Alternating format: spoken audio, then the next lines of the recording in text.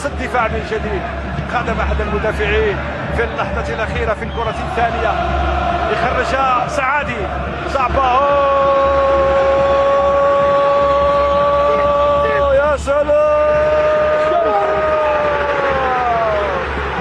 بن طالب الزعيم اليوم في هذه المباراة، نجم المباراة.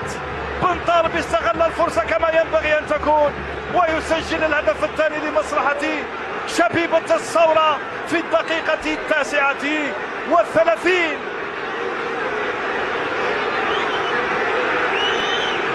ذئب المساحات بن طالب، مثلما قيل لي أنه مهاجم خطير وسريع وأنه يستغل الفرص والمساحات ويترقب ذلك على مستوى 20 متر و25 متر لينطلق مباشرة إلى شباك الحارس بنبوط ويسجل الهدف الثاني لمصلحة أو لصالح شبيبة الثورة. سنشاهد أول خطأ في عودة الكرة أو إعادة الكرة من شتي، بعد ذلك بن طالب استغل.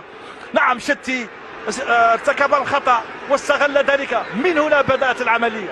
خرجها سعادي، بعد ذلك شتي حاول أن يلعب مع الحارس، لم يشاهد، لم يكن يعلم. بن طالب كان هنا وبعد ذلك سرق الكرة بطريقة قانونية صحيحة وراح مباشرة ليسجل الهدف الثاني في مرمى الحارس بن